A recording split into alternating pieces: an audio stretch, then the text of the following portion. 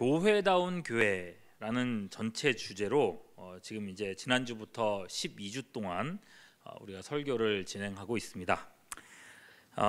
지난주에 이어서 오늘은 참된 교회의 표지에 대해서 말씀을 나누려고 합니다. 지난주에 여러분은 우리 심요한 목사님을 통해서 무형교회와 유형교회에 대한 이야기를 들으셨어요. 기억나십니까? 네. 무형교회는 어떤 교회입니까? 무형, 형태가 없는 교회, 눈에 보이지 않는 교회라고 했어요. 이 교회는 천상의 교회라고도 합니다. 하늘의 교회고요. 영원 전부터 택하신 구원받은 백성들의 총수예요. 그러니까 총수라고 했으니까 지금 천국에 있는 구원받은 성도 전체와 그리고 현재 땅에 있는 택함받은 성도 전체와 그리고 앞으로 주님 오실 날까지 생겨날 미래의 성도까지 전체를 다 합친 숫자, 이게 구원받은 백성의 총수예요. 여기에 그럼 빠질 사람이 있을까요, 없을까요? 하나도 없겠죠.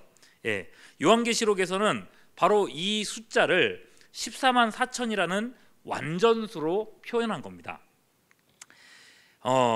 이 숫자가 몇 명인, 정확하게 몇 명인지는 하나님만 아시고요.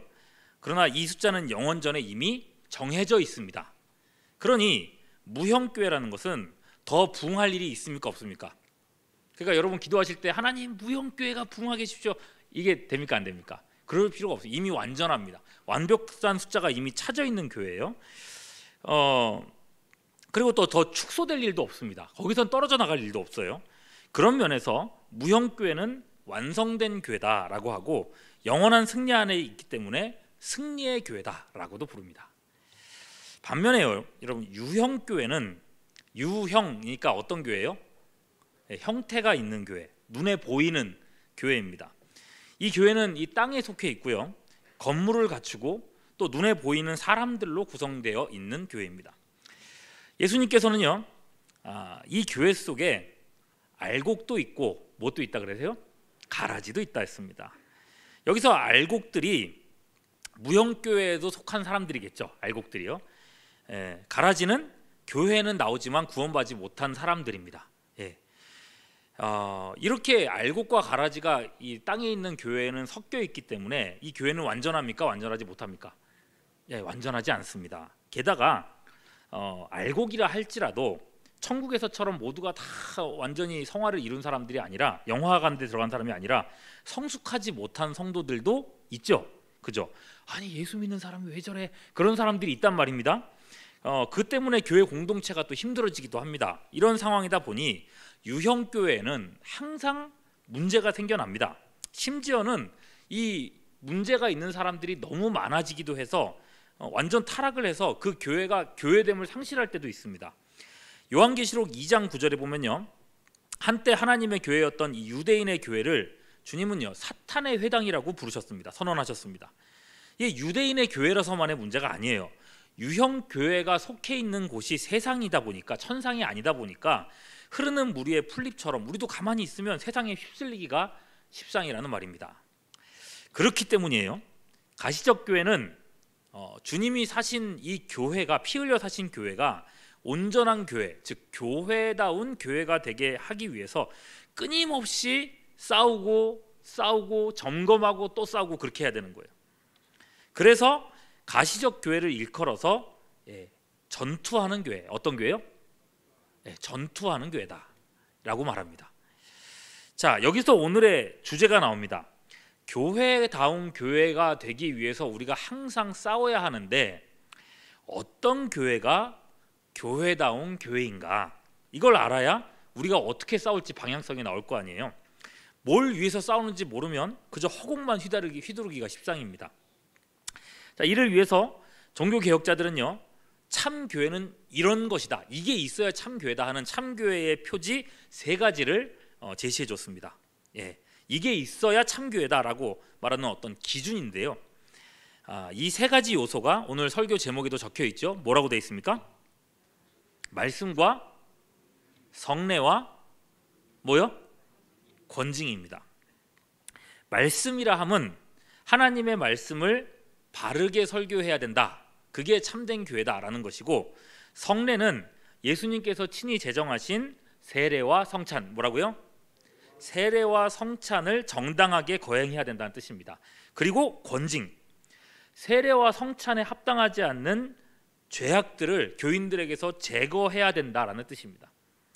자, 이 세 가지가 있지 않으면 그건 교회가 아닌 사탄의 회의거나 또는 기능을 상실한 교회라고 말할 수 있겠다는 거예요. 그럼 여러분 이제 생각을 해봐야겠죠. 유형교회인 우리 석관중앙교회가 과연 말씀과 성례와 권징이 있는 교회다운 교회입니까? 그렇습니까? 여기서 여러분 누구 사람이라도 아니요 그러면은 되게 서로 민망해지는, 그럴 수 있겠네요.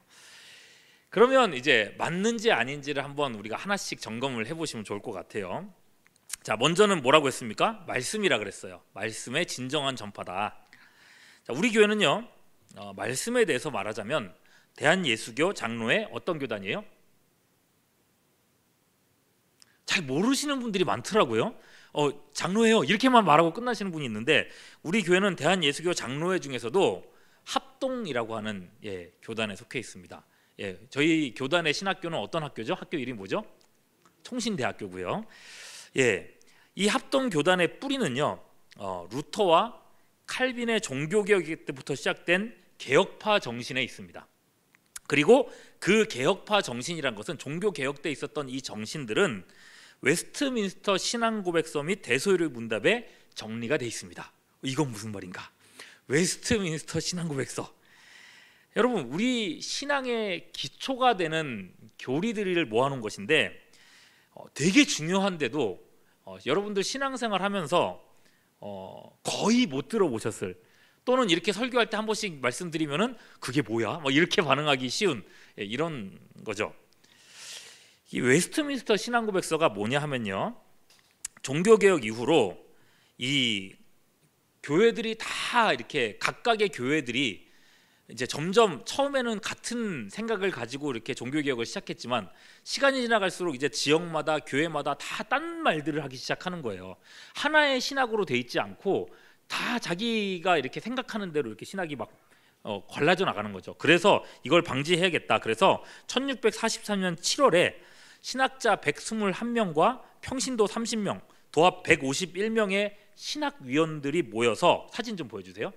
이렇게 여기가 웨스트민스터 그 성당인데, 대성당인데, 여기에 이 150명의 사람들, 신학위원들이 다 모여가지고 5년에 걸쳐서 기독교의 정통 교리를 정리한 문서가 웨스트민스터 신앙고백서입니다.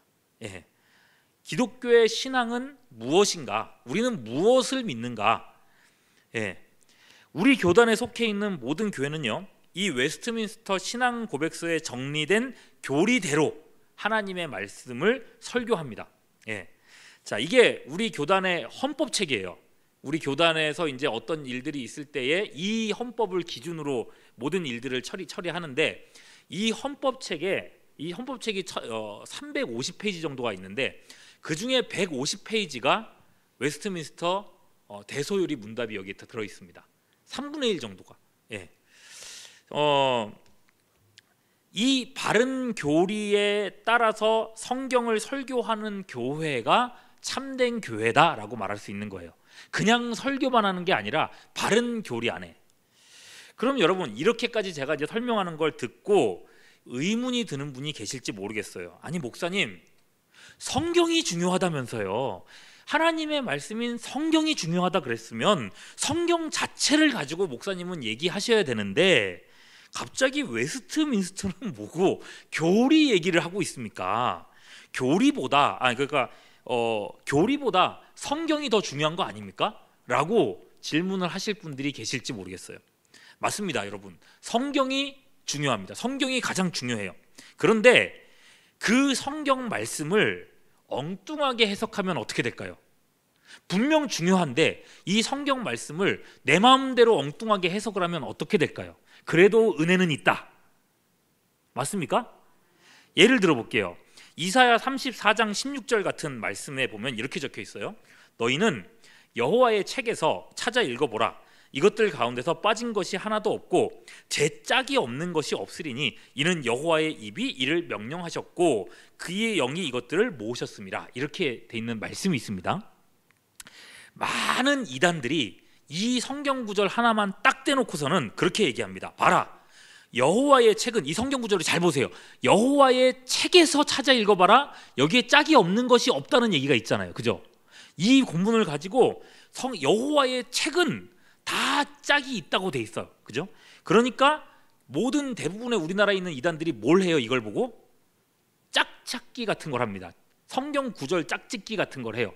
요것과 요것은 맞고 구름은 이거고 뭐 해는 이거, 이런 식으로 막 연결을 해가지고 이만희 같은 이단 이렇게 교주를 탄생시키는 일에 일조를 한 겁니다. 짝찾기 성경 공부를 통해서 여러분 신천지에 빠진 사람들이 얼마나 많은지 모릅니다. 이 성경 구절 하나 잘못 해석해가지고요. 근데 여러분 의외로 신천지에 빠진 사람, 이단에 빠진 사람들 뿐만 아니라 기존 교인들 중에서도 저 성경 구절 보면서 이건 성경이 짝으로 돼 있다는 뜻 아닌가요? 라고 질문하는 분들이 꽤나 많습니다. 예. 저랑 눈 마주치신 분 중에 저한테 질문한 분이 계실지도 모르겠어요. 근데 말입니다, 여러분, 이 성경 구절은 그런 뜻이 아닙니다. 앞뒤 문맥, 바로 그 앞에 있는, 바로 뒤에 있는 구절만 딱 읽어봐도 그게 아닌 걸 알 수가 있어요. 이 구절이 속해 있는 이사야 34장은요 에돔이라고 하는 지역에 대한 심판의 말씀이에요. 에돔이 심판을 당하고 망해서 그곳에 사람이 없게 되리라 하는 저주의 말씀이에요. 사람이 없게 되니까 거기에 뭐가 살겠어요? 짐승들이 와서 살게 될 거라는 거죠. 짐승들이 와서 번성하게 되니까 짝을 지어서 번성할 거다라는 말씀을 하는 게 바로 앞에 있습니다. 그래서 15절 말씀에, 그 앞에 16절 그 앞에 말씀에 이렇게 얘기가 돼 있어요. 부엉이가 거기에 깃들이고 알을 낳아서 그 그늘에 모으며 솔개들도 각각 뭐라고 돼 있어요? 제 짝과 함께 거기 모이리라 하고 나서 하나님이 모은 걸 봐라, 짝이 없는 게 없다, 이렇게 얘기가 나오는 거예요. 그래서 실제로 다른 성경 번역본을 보면요, 쉬운 성경이나 이런 성경본 보면요, 아예 이 구절에다가 모든 짐승들이 다 짝으로 돼 있다고 번역을 아예 그렇게 해놨어요. 하도 그런 이단들이 많아가지고. 여러분, 이 말도 안 되는 가르침을 가지고 신천지에 빠지고 그리고 거기에 빠진 사람들이 헤어나오지 못하는 작금의 현실을 보십시오. 신천지 빠진 사람들 빠져나오던가요? 쉽지가 않아요. 성경이 분명 가장 중요한 건 맞습니다만 바른 해석의 지도 없이 내 맘대로 해석된 성경은 영적인 독극물이 되고 만다는 겁니다. 그 영혼을 망하게 한다는 거예요. 베드로후서 1장 20절 21절, 먼저 알 것은 성경의 모든 예언은 사사로이 풀 것이 아니니 예언은 언제든지 사람의 뜻으로 낸 것이 아니요 오직 성령의 감동하심을 받은 사람들이 하나님께 받아 말한 것임이라. 바른 성경 해석을 위해서 바른 교리가 가이드가 있어야 된다는 거예요. 여러분, 교리라는 건 딴 게 아니에요. 교회가 무슨 막 자기네 어떤 권리를 하기 위해서 그렇게 만든 게 아니라 역사 속에서요, 교회 역사 속에서 잘못된 성경 해석이나 이단들이 창궐 할 때마다 그거 아니야, 바른 건 이거야 라고 하면서 바른 해석의 방향을 정립해온 안전장치가 교리예요. 네. 그러므로 여러분, 건강한 교리라고 하는 틀을 가지고 성경을 바르게 해석해서 설교하는 교회가 참 교회라고 할 수 있겠다는 거예요. 대부분 우리 교회 목회자들과 또 우리 교회의 목회자들이 웨스트민스터 신앙고백서를 승인하고 있고 그 교리를 따라서 설교하고 있습니다. 그러니 우리 석관중앙교회는요, 말씀에 있어서 참된 교회다라고 분명히 말할 수 있겠습니다. 여러분도 말할 수 있겠죠? 참고로 여러분, 가톨릭 교회는 어떤 것 같습니까? 가톨릭 교회도 성경 있죠? 그러나 여러분, 교황의 가르침인 교령을 성경과 같은 권위에 두고 있기 때문에 여기는 참 교회라고 할 수가 없습니다. 또요, 수많은 이단들 어떻습니까? 우리랑 똑같은 성경을 들고는 있어요. 그런데 잘못된 성경 해석의 틀을 가지고 가르치기 때문에 여기도 참 교회가 될 수 없습니다. 목사님, 그럼 우리는 뭐 성경하고 똑같은 웨스트민스터 신앙고백서가 있다면서요? 아니요. 여러분, 웨스트민스터 신앙고백서가 중요하지만 여러분이 그 단어를 생소하게 느끼시고 잘 못 들으시는 이유가 있어요. 결국 우리에게 중요한 건 성경이고 신앙고백서라는 것은 성경을 해석하고 이해하는 가이드에 불과한 것입니다. 우리의 신앙은 오직 성경입니다. 네. 자, 참된 교회의 두 번째 표지는요, 성례의 거룩한 거행입니다. 성례라는 말은 말 그대로 성례, 거룩한 예식이잖아요. 자, 예수님께서 제정하신 거룩한 예식은요, 세례와 성찬입니다. 뭐라고요? 네, 세례와 성찬 두 개예요. 그 외에 다른 성례를 실행하는 교회는 참 교회입니까? 아닙니까? 여러분, 가톨릭 교회는요, 성례가 7개가 있습니다. 칠성사라고 해서 세례와 성찬 말고도 성경에 없는 성례 5개가 더 있습니다. 그게 뭐냐면 견진성사, 고해성사, 병자성사, 성품성사, 혼인성사. 예, 가톨릭은요, 주님이 명령하시지 않은 것을 성례로 만들어서 성경적인 교회상을 상실하고 말았습니다. 종교개혁자들이요, 이 7대 성사에서 순전한 2개의 성례를 걸러내기 위해서 얼마나 치열하게 싸웠는지 모릅니다. 그 시대 대부분 사람들이 고해성사, 아니 내가 죄를 지었을 때 그 죄를 신부에게 고백하는 성사, 병자성사, 병난 사람들 성사, 그 다음에 혼인성사, 결혼식 할 때 성사, 당연한 거 아니야? 라고 생각하는 시대 속에 이거 잘못됐다고 얘기를 해야 되는 거니, 여러분, 사람들에게 그 당시에는요, 이단 취급을 받고 박해받기 십상이었습니다. 스위스 종교개혁자 기욤 파렐의 스승인 르페브르라는 사람이 있어요. 띄워주시죠. 예, 네, 기욤 파렐 있고, 그 옆에 보면은 이제 자크 르페브르 데타몰이라는 사람이 있는데, 이게 스승이에요. 이 사람이 이제 칠성사를 비판을 했다가 소르본 대학 교수로 있었거든요. 교수직을 박탈당했습니다. 여러분, 직장 생활하고 있다가 다음날 직장 테이블 빼세요. 그러면은 여러분 어떠실 것 같습니까? 막막하죠. 얼굴 보시면 저기 옆에 그 그림인데 연세가 좀 있어 보이시지 않습니까? 연세 있으신 분을 그 잘라고 어떻게 되겠어요? 여러분, 이런 일들이 숱하게 많았다는 거예요. 지위를 박탈당하고 고향에서 쫓겨나고 비방을 당하면서 그렇게 해가지고 되찾은 성례라는 거예요.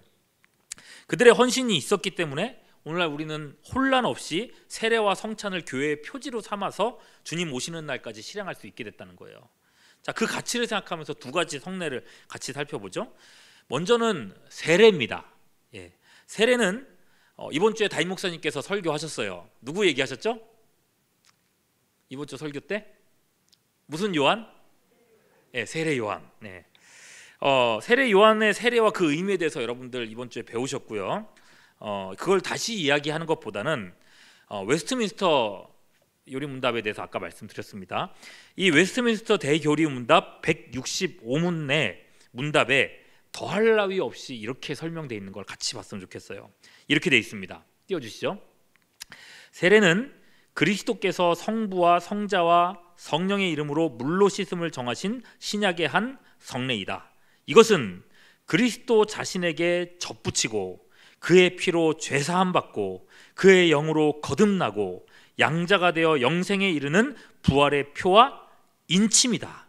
이로써 세례받은 당사자들은 엄숙히 유형적 교회에 가입하게 되어 전적으로 오직 주께만 속한다는 약속을 공개적으로 고백함으로 맺게 되는 것이다. 이렇게 되어 있습니다. 여러분, 읽으시면서 어떤 느낌이 들었습니까? 인침이라 그랬잖아요. 여러분, 인침이 뭐예요? 여러분, 찬송가 중에서 천국인을 치소서라고 하는 찬송가 혹시 그게 무슨 찬송이죠? 기억나십니까? 그 찬송이 무슨 찬송? 천국인을 치소서 하는 네? 복의 근원 강림하사, 복의 근원 강림하사 하는데, 그 우리 마음은 연약하여 범죄하기 쉬우니 하나님이 받으시고 천국인을 치소서. 여러분, 그거 무슨 뜻인지 아십니까? 네? 네, 정확하게 하시네요. 저는요, 천국인을 치라는 얘기가 죄송해요, 천국 사람을 때리라는 거라고 생각을 했었어요. 아니, 우리 마음은 연약해서 우리가 범죄했는데 왜 천국 사람이 맞아야 되지? 막 이런 생각을 했었던, 어릴 때이지만은 그런 생각을 했던 적이 있었습니다. 그런데 여러분, 인친다는 표현은 뭐예요? 때리는, 도장을 찍는다는 소리입니다. 그죠? 도장을. 예. 하나님이 도장을 찍으시는 거예요. 그죠? 세례는요. 이 사람이 내 사람이다. 이 사람이 내 구원의 사람이다. 이 말을 하시는 거, 선언을 하시는 행위인 거죠. 성령께서 불로 그렇게 인치신 택자들에 대해서 교회는 물 세례로 그 믿음을 보증하는 것입니다. 예, 유형교회의 회원이 되게 하는 일이에요. 그러니 여러분, 머리에 물 한 번 뿌리는 그런 간단한 의식이지만은 이거는 평생에 몇 번만 할 수 있어요? 한 번만 할 수 있는 영광스러운 예식입니다. 그래서 한 가지 생각나는 게 있어요. 언젠가 한 청년이 저한테 이렇게 찾아와 가지고 한 가지 부탁을 한 적이 있었습니다. 목사님, 저 세례를 사실 받긴 했는데 저 한 번만 더 세례를 주시면 안 되겠습니까? 라고 저한테 얘기를 하더라고요. 그래서 무슨 말이냐라고 물었더니, 원래 자기는 신앙생활을 안 했었는데 군대에 있을 때 이 초코파이 준다고 해가지고 초코파이 먹으려고 그냥 가가지고 세례를 받았다 그러는 거예요. 근데 제대하고 나서 세례의 그 참된 의미를 깨닫고 나니까 그때 받았던 세례가 너무 엉터리 같더라는 거예요. 그래서 뭔가 소중한 거를 그냥 툭 던져버린 것 같은 느낌이 들어가지고 나 다시 한번 세례 주십시오. 나 이번에 한번 다시 세례 받으면 정말 제대로 받을 수 있을 것 같아요 라고 얘기를 하는 거예요. 여러분, 됩니까 안 됩니까? 안 됩니다. 그죠? 세례는 평생에 한 번이라고. 만일에 내가 그것 때문에 안타까워가지고 세례를 한 번 더 주면 그게 뭐가 돼요? 재세례파가 되는 거예요. 그래서 그 세례가 마음에 안 들더라도 성령께서 인치신 영광스러운 세례라고 생각하고 신앙생활 해라, 이렇게 위로를 했던 기억이 있습니다. 그렇게 성도에게 한 번 한 번이 소중한 것이 세례라는 것입니다. 그리고 또 그만큼 또 소중한 예식이 성찬입니다. 성찬식이 얼마나 중요한 건가 하면은 예수님은요, 그분이 다시 오실 그날까지 교회가 지켜야 할 예식으로서 정하신 것입니다. 누가복음 22장 19절에서 예수님은 이를 행하여 나를 기념하라 라고 말씀하셨고, 고린도전서 11장 26절에서는요, 너희가 이 떡을 먹으며 잔을 마실 때마다 주의 죽으심을 언제까지요? 언제까지? 그가 오실 때까지 전하는 것이니라. 세상 끝날까지 해야 될 일, 이 성찬에 대해서 웨스트민스터 대속교리문답 168번에서 어떻게 설명하는지 한번 또 보겠습니다. 성찬이란 예수 그리스도의 정명하신 바를 따라 떡과 포도즙을 주고받음으로 그의 죽음을 보여주는 신약의 성례이다. 성찬에 합당히 참여하는 자는 주의 살과 피를 먹고 마심으로 영적 뭐가 되고요? 영약이 되고 은혜로 자라는 것이며 주님과의 연합과 교통이 확고해지고 하나님께 대한 감사와 약속 같은 신비한 몸의 지체로서 서로 사랑하고 사귐을 증거하고 새롭게 하는 것이다. 보십시오 여러분, 떡을 먹고 잔을 나누면서 마시면서 우리는 예수님의 찢기신 살과 피를 기념한다고 했습니다. 그런데 기념하는 것뿐만 아니라 오감이라고 하잖아요. 미각, 촉각, 후각, 시각, 청각, 그 모든 감각으로 복음의 기쁜 소식을 체험하는 거예요. 그리고 그 자리에는요, 그리스도의 영이신 성령께서 함께 오셔서 임재하셔서 실질적인 유익을 주신다고 합니다. 뭐라고 돼 있어요? 피폐했던 영혼이 살아나고 은혜를 회복하게 한다고 합니다. 성찬은요, 우리의 영혼이 하늘로 들려 올려져서 천국의 식탁에 참여하는 신비라고 말씀하고 있는 거예요. 사실 여러분, 코로나 상황 이후로 우리 교회가 꽤나 오랫동안 성찬식을 거행하지 못했어요. 어떤 느낌이냐면은 강제로 수찬 정지를 받은 그런 느낌이랄까? 그러나 여러분, 그런 때이기 때문에 오히려 더 성찬식을 사모하고 안전하게 성찬을 거행하는 날이 오도록 같이 막 기도하면서 그렇게 우리가 기다렸으면 좋을 것 같습니다. 자, 이렇게 두 번째 표지를 보셨어요. 우리 교회도 성례와 성찬을 분명히 정당하고 실행하고 있다는 점에서 참된 교회라고 말할 수 있겠죠. 자, 그리고 참된 교회의 표지 세 번째, 건징의 신실한 시행입니다. 어쩌면 여러분, 현대 교회의 가장 뼈아픈 표지일지도 몰라요. 교회가 교인을 징계한다. 여러분, 오늘날 사람들에게는 사실 전혀 받아들이지가 않을 만한 표현입니다. 만일에 우리한테 교회가 당신은 이제 수찬 정지를 받겠습니다. 당신은 잘못을 했으니까 그걸 인정하고 그 성찬식에 참여하지 마시오, 이렇게 얘기를 했다고 쳐보세요. 뭐라고 생각하실 것 같습니까? 오늘날의 사람들이면, 여러분들이라면 지금은 괜찮으실 거예요. 근데 실제 그 입장이 된다고 생각하면 감히 그들이 뭔데 나를 이렇게 생각하지 않겠습니까? 그럴걸요? 대부분의 사람들이 그렇게 생각할 겁니다. 현대인들은요. 사실 저라도 그럴 것 같아요. 예. 그래서 여러분 평소에는요 교회 권징이 거의 없습니다. 예. 권징을 하라고 해도 권징을 실제로 하잖아요. 그러면 어떻게 되겠습니까? 그 교인이 나 기분 나쁘다고 딴 교회 가버리면은 권징 자체가 성립이 안 되기도 합니다. 그러다 보니 교회의 권징이 언제 나오는가 보니까요. 하긴 해요. 언제 하냐? 교회가 편당으로 서로 갈라져 가지고 막 싸울 때 네가 나가든지 내가 나가든지 막 그렇게 고집을 부릴 상황이 됐을 때 그때 권징들을 하더라고요. 서로 상대편을 향해서 나는 옳고 너는 틀렸으니까 내가 너를 징계하겠다 이런 마음이에요.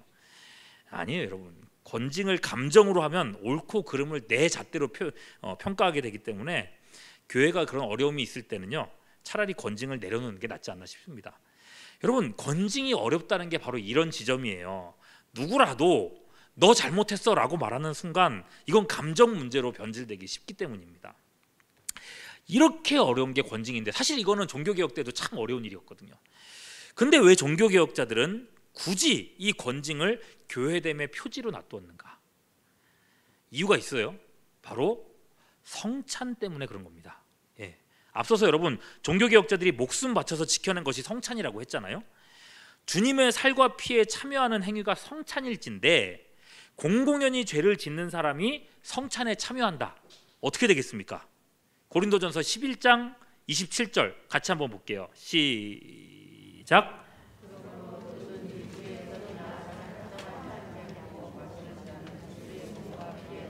죄를 짓는 것이니라. 합당하지 않게 먹고 마시는 자는 주의 몸과 피에 대해서 죄를 짓는 거다. 이 사람으로 인해서 성찬이 더럽혀진다는 거예요. 참 교회의 표지가 무너진다는 거죠. 근데 여러분 성찬식만 무너지는 게 아니라 고린도전서 11장 29절 같은 구절의 뒤에 말씀인데요. 이렇게 적혀 있어요. 주의 몸을 분별하지 못하고 먹고 마시는 자는 어떻게 된다고 했어요? 자기 죄를 먹고 마시는 것이다. 자기 몸에다가도 죄를 짓는 거라고 했어요. 그래서 여러분 박윤선 박사님은요 웨스트민스터 신앙고백서 해설서에서 이렇게 말을 합니다. 그들 범죄자의 성찬 참여는 주님의 몸과 피를 범하는 죄가 되며 스스로 멸망에 이르는 것이다 라고 얘기했어요. 망하는 거라고요. 수년 전에 있었던 일이에요. 우리 교회에서 이제 성찬식을 하는데 평소에도 이 술을 드시고 예배에 참석하시던 어른이 계셨습니다. 알만한 분은 아마 다 아실 것 같은데 그날도 입에 막 술 냄새를 풍기고 예배에 오셨더랬습니다. 뭐 어쩌겠어요. 그냥 원하시는 자리가 제가 기억할 때 저쪽쯤 자리였던 것 같은데 앉혀드렸죠. 그랬는데 어쩌다 보니까 이게 신경을 못 쓰다 보니까 그분이 잔을 받게 된 거예요. 예. 우리 교회는요 포도 주스를 쓰지 않고 뭘 쓰고 있죠? 실제로 발효시킨 포도주를 쓰잖아요. 예, 알코올이 있어요. 근데 이분이 술이 이미 이만큼 이렇게 취해 있는 상태였는데 요거 조금 마시고 나서 와 하고 올라오신 거예요. 여기서 왜 이렇게 막 그냥 갑자기 화를 내시고 그러시더라고요. 그래서 이분을 막 교육자 몇 명에서 이렇게 붙잡고 끌고 나갔었던 때가 있었거든요. 식겁을 했습니다. 근데 식겁을 했다는 게 이분이 다른 사람들에게 폐를 끼치는 건 둘째치고 야 이렇게 성찬이 망가질 수 있구나 하는 생각, 이렇게 사람을 망하게 만들 수 있겠구나, 하나님께 대해서 두려운 마음이 생기는 거예요. 술에 거한이 취한 사람에 대해서는 애초에 그 자리에 못 오도록 막았어야 되는 거 아닐까라는 좀 그런 생각들을 많이 했습니다. 루이스 벌코프는요 교회론에서 이렇게 말을 합니다. 권징은 교리의 순수성을 유지하며 성례의 거룩성을 수호하는데, 다시요, 권징은 교리의 순수성을 유지하며 성례의 거룩성을 수호하는데 꼭 필요한 것이다 그랬어요. 믿음의 선배들이 말하는 바 참 교회는 권징이 있어야 된다라고 했고 분명 오늘날에도 필요한데 앞서 말씀드렸던 것처럼 현실은 쉽지가 않단 말입니다. 그죠? 이 지점에서 지혜가 필요한 거예요. 여러분 교회 헌법의 권징조례 여기도 나와요. 권징조례 35조에 보면요 당회가 정하는 책벌이 몇 가지가 나오는데 몇 단계가 있는데 볼게요. 권계, 견책, 정직, 면직, 수찬정지, 제명, 출교. 출교는 뭐예요? 교회에서 쫓아내는 거죠, 그죠? 자, 이런 순서로 이렇게 있습니다. 권계가 제일 약한 거고 수찬저지가 제일 센 거예요. 한자라서 표현 좀 까다로운데 알고 보면 다 쉽습니다. 권계는 뭐냐면은 잘못을 지적하고 타이르고 훈계하는 거예요. 뭐 이런 겁니다. 아유, 술 마시고 교회 오면 안 되죠. 그러시면 안 돼요. 라고 이렇게 되게 좋게 얘기를 해드리는 거예요.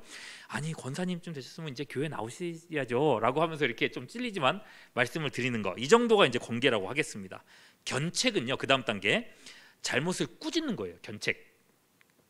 아니, 아내를 때리면 이게 사람이 아니라 집사입니까? 막 이렇게 막 혼을 내주는 거죠. 하나님 두려운 줄 아셔야죠. 이렇게 얘기를 하는 거죠. 그거 분명히 이단이에요. 그만두세요. 세게 막 얘기하는 거. 이게 견책입니다. 그런가 하면 정직은요, 직분을 정지시키는 거예요. 직분은 있지만은, 집사, 권사, 장로 직분이 있지만은 그 직분을 행하지 못하게 만드는 게 이제 정직이고, 면직은 직분을 아예 없애는 거예요. 그냥 평신도로 만들어 버리는 거예요. 그리고 수찬정지는 뭐예요?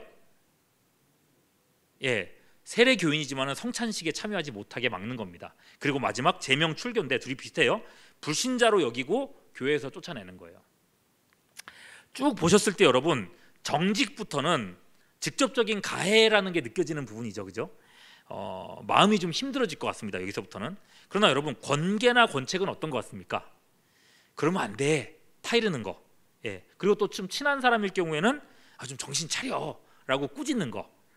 이건 당회원이 아니더라도 할 수 있을까요, 없을까요? 내가 좀 친하다 할 만하겠죠, 그죠? 이 지점에서 우리의 지혜가 좀 발휘될 수 있는 것 같아요. 당회에 올라가서 교회의 문제가 되기 이전에 가까이에 있는 사람이 그 범죄한 사람을 권계하고 견책해 주어서 그 사람이 돌이킨다면 그보다 좋은 게 어디 있겠어요, 그죠? 이걸 상호책선이라고 부릅니다. 뭐라고요? 상호책선. 마태복음 18장 15절에 보면요, 예수님이 딱 그걸 말씀을 하세요.